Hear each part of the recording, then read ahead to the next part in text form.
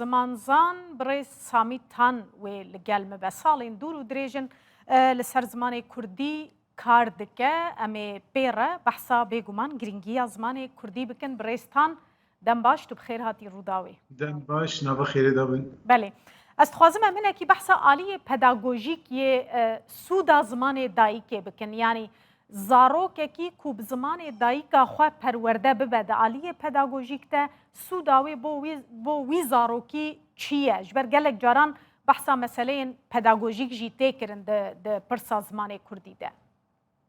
Belê yani zarokek ji xwe perwerdeya xwe pêşî ji malbatê digire ji derdorê digire eger bi zimanekî mezin bûbe pir hindik em bêjin daneheva wî û gencîna wî wî ya ji wê ya peyvan pêk hatiye.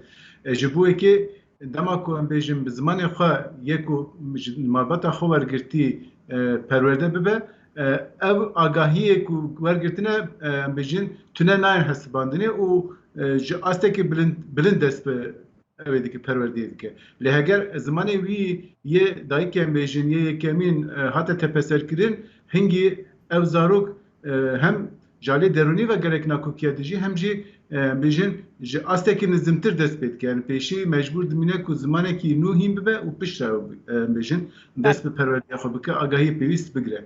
Ji bo yekê jî zarokek ku bi zimanê xwe yê malbata xwe yê em bêjin dêw bavê xwe yê derdora xwe perwerde dibe bi civakê re jî li hev kiriye jalê derûnî ve em bêjin bi xwe re jî li hev kiriye ev kompleksên derûnî pê re çê nabin û zûtir hîn dibin.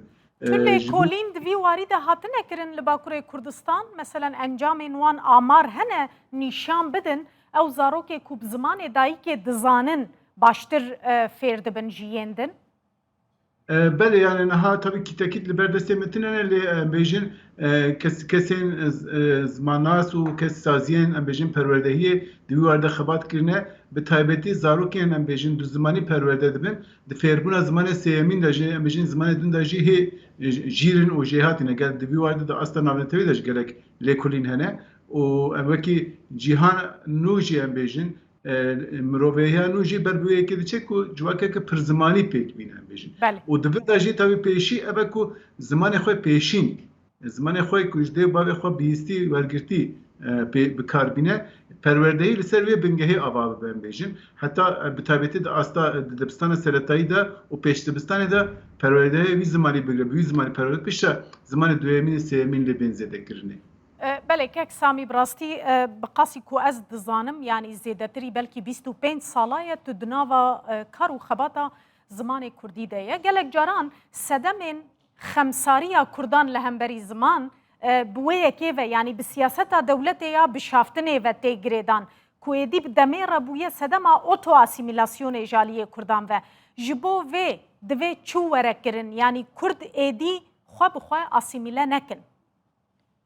Yani niha ev encam em bêjin eger tim dibêjin plansaziyekê devletê hebû bi taybetî di avabûna komarê de yani civakeke em bêjin yek reng yek çandî yek zimanî dixwast û ji bo wê jî gelek polîtika meşand yani ji şîddeta fîzîkî bigire hetanî em bêjin encamên derûnî. Îca vê yekê bive neve bandur li ziman li civaka Kurd jî kir. Bi taybetî hinek beşê civakê em bêjin bavekî sürüştî piştî demekî bavekî ji xweber ew bûne mijin zimanê xwe derketin yan ji zimanê xwe reviyan bi taybetî ji zarokê xwe bi vî zimanî perwerde nekirin yan jî bi ciddî li ser nesekînî.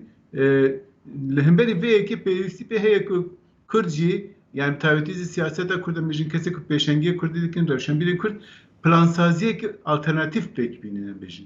Ji bo ku vê politikaya têk bibin, ji bo ku vê politikaya ji xwe rakin. Yani tenê bi gotina gilî gazinkirina işte pişaftinê û em bêjin politikayên devletê tiştek naçe serî, tiştek çareser jî nabe. Ji bo yekê divê em jî rûnin em bêjin bernameya xwe ya plansaziya zimanî digel politikaya zimanî destnîşan bikin û dest bi xebatê bikin û em bêjin gav bi gav wekî em bêjin politikayên dema Kurd, dema navîn û dema dirêj em xebatê xwe em bêjin 5 salê xwe 10 salê pêşiya xwe jî plansaziya wê çêkin û li gorî vê xebatê bikin. Ev yek yani em niha dikarin bikin. Astengî hene rast e bêjin pest û pêkutî hene li dîsa jî اگر به رهک سیویل و دموکراتیک اف خبات ورنکرنه به هشمندیک دموکراتیک ورنکرنه و انجام بگیرن دیتنا من اوه بله برز بکورتی اگر بانگ که تجی هبج بوی مثلا درس بجارته یا کردی امویجی ورگرن امیداویه لیبینن بله yani ev ders giringe ji ber ku bi taybetî divê zimanê Kurdî di dibistan de normalize bibe. Yani ev politika em pest û pêkutiya ku bi salan e bi taybetî di saziyên devletê de ji û serê pêşîn saziyê perwerdehiyê de dibistan de hatiye meşandin. Em bêjin her me gelekan serpêhatiyê me yê pest pêkutî hene. بله. Divê bi vê xebatê belkî dibe gavek ji bo ku normalize bibe. Ji bo yekê jî ev gav بله. giring e û ev gav dikare bibe bingeha xebateke xurtir ji bo perwerdehiya bi zimanê Kurdî. Ne alternatîfe ye dikare bibe bingeha بله. avakirina xebatên perwerdehiya bi zimanê Kurdî. gelekî spas birêz Samî tan